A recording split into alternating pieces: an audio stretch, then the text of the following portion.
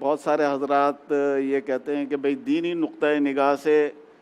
Contagious ہونے کا کوئی تصور نہیں ہے، مرض کے متعدی ہونے کا کوئی تصور نہیں ہے۔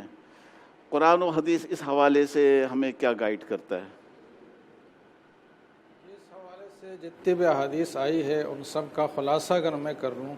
مختصر الفاظ میں تو وہ یہ ہے کہ جاہلیت میں عربوں کا ایک عقیدہ تھا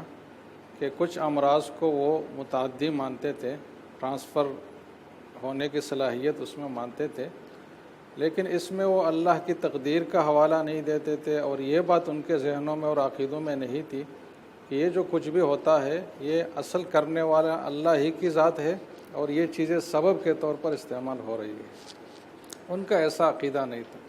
بلکہ ان چیزوں کو بذات خود وہ متاثر اور مؤثر مانتے تھے، اور یہ ان کا عقیدہ تھا کہ لازمی طور پر ایسا ہوگا کہ جب کسی مریض کے پاس کوئی صحت مند آئے گا تو اس ماحول کے تعفن سے اور قریب ہونے کی وجہ سے دوسرا آدمی ضرور بیمار ہوگا، اور اس بیماری میں ایک لازمی اندرونی خاصیت ہے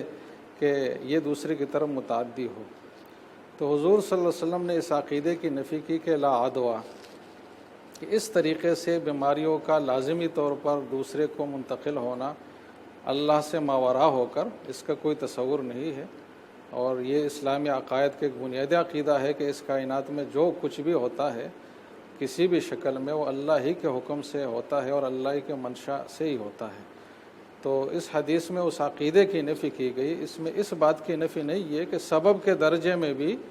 کوئی بیماری دوسرے کی طرف منتقل نہیں ہو سکتی، بلکہ احادیث کے پورے ذخیرے پر ہم نظر ڈالیں گے تو بہت ساری روایت ایسی ہے۔ دیکھو یہ تو ایک روایت تھی کہ منتقل نہیں ہوتا، لیکن منتقل ہونے کے حوالے سے جو روایات ہے وہ بہت ساری ہے، اور صحیح روایات بھی ہے اور صریح بھی ہے جو بالکل واضح ہے اپنے مقصد میں۔ صحیح بخاری کی حدیث ہے 5771 نمبر ہے اس کی، حضور صلی اللہ علیہ وسلم کا ارشاد ہے کہ لا یورد ممرض علی مصح، کہ وہ آدمی جس کے اونٹ بیمار ہوں تو وہ اپنے اونٹوں کو اس شخص کے اونٹوں کے پاس نہ لائے جس کے اونٹ صحت مند ہوں، اس لیے کہ یہ سبب بن سکتا ہے اس کے اونٹوں کے بیمار ہونے کا۔ ایک دوسری روایت ہے، یہ بھی صحیح بخاری کی روایت ہے، جس کا روایت نمبر ہے 5707،